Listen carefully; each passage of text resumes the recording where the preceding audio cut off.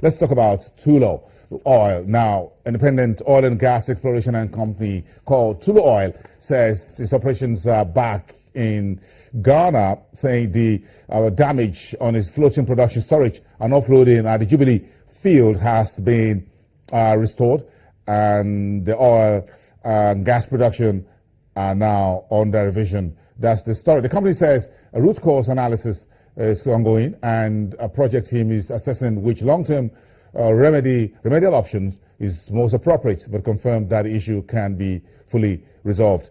The storage, called Kwame Nkrumah, has now been placed on a heading control through the use of tugs, which minimize vessel movement around the bearing.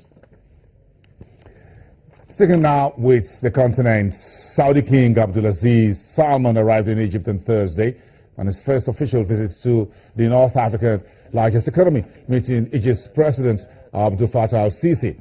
The rare foreign trip by the 80-year-old Saudi ruler will counter media commentary in both countries of discord between the richest Arab state and the most populous, to show Riyadh still backs Egyptian President Abdel Fattah al-Sisi. In recent months, groups of Egyptian ministers have flown to Riyadh almost every week for meetings with their Saudi counterparts, and officials are planning to unveil Saudi investments of $4 billion this week. Saudi Arabia is also expected to sign a $20 billion deal to finance Egypt's petroleum needs for the next 5 years, and another $1.5 billion deal to develop the Sinai region. A very surprising story here, but not really surprising, from the IMF, say the small West African country of Guinea-Bissau is on track for a GDP growth of 4.8% in 2016, on a par with last year's economic growth rate. In a statement just released following a review mission, or what they call the Article 4 consultation, the IMF says inflation is expected to average 2.6% in Guinea-Bissau in 2016 and increase to just 3% next year, consistent with the country's rising economic activity. Consumer price inflation averaged just 1.5% at the end of last year. Now back in the bigger world of business, in New York, with the New York Stock Exchange, the earnings season is about to start, and as usual, our core always kick it off, reporting on Monday next week, April the 11th. Let's listen to Jill Malandrino, Voice of America's Channels TV business correspondent in New York City, sitting down with Steve Kalajian of the Kalajian Report to discuss expectations of the stock market or Wall Street as Alcoa kicks off 2016 earnings season. Next week, the traditional start of earnings kicks off with Alcoa. Steve, let's get your expectations, because according to S&P Capital Intelligence Research, only 3 of 10 S&P 500 sectors are expected to beat X-Energy. We're looking at a negative 3.6% growth rate.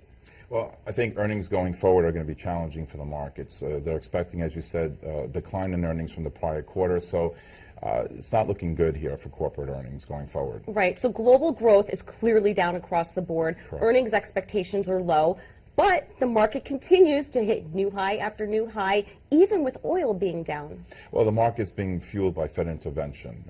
Basically, when the Federal Reserve came out a few weeks ago and said that, you know, they were taking 2 interest rates off the table for 2016, that got everybody excited. Again, this whole move up was pretty much Fed intervention from the ECB, Bank of Japan, and our own Federal Central Bank, Federal Reserve Central Bank, and also by short covering. And so it really wasn't fueled by any economic growth and or strong economic earnings. Now, you've been trading for almost 30 years.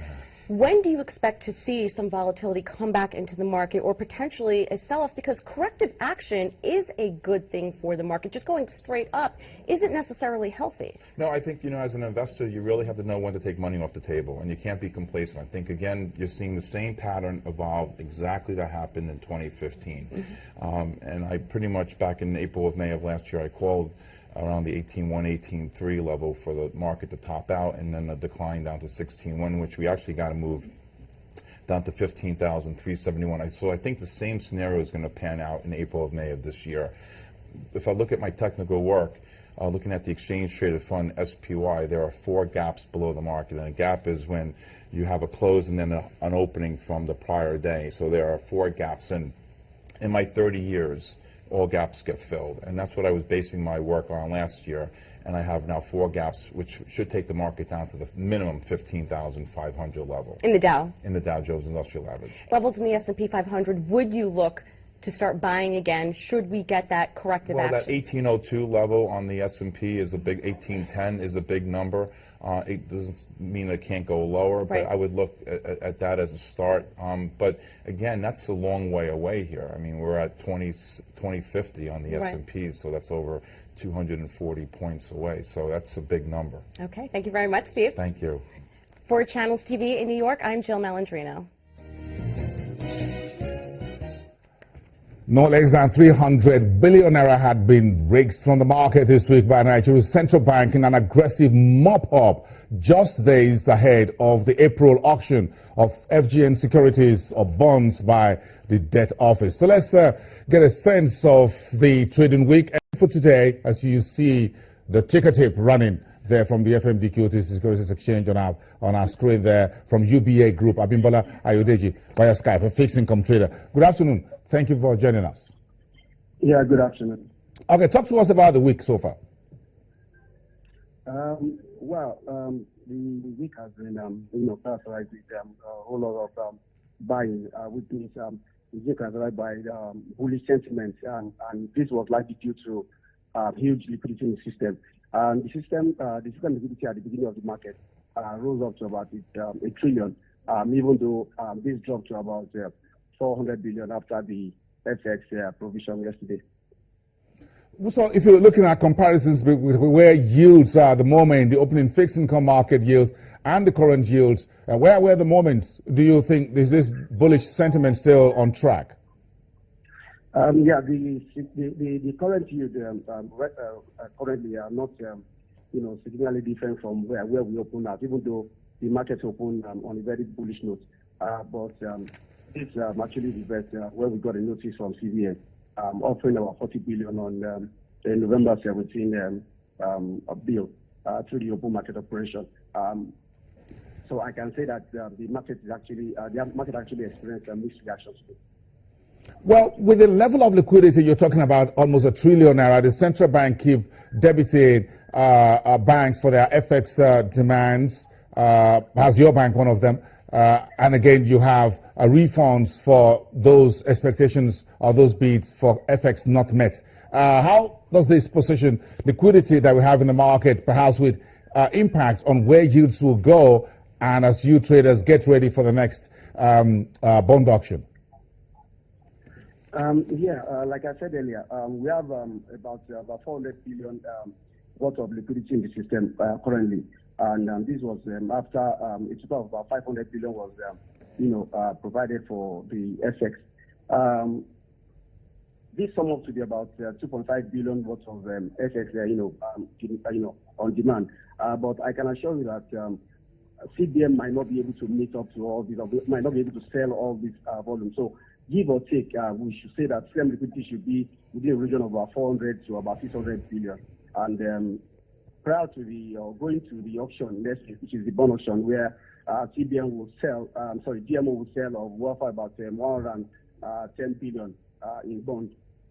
And we expect, almost maturity of about 91 billion to, coming up next week. So the yield direction is still going to be, subject to, all these factors put together.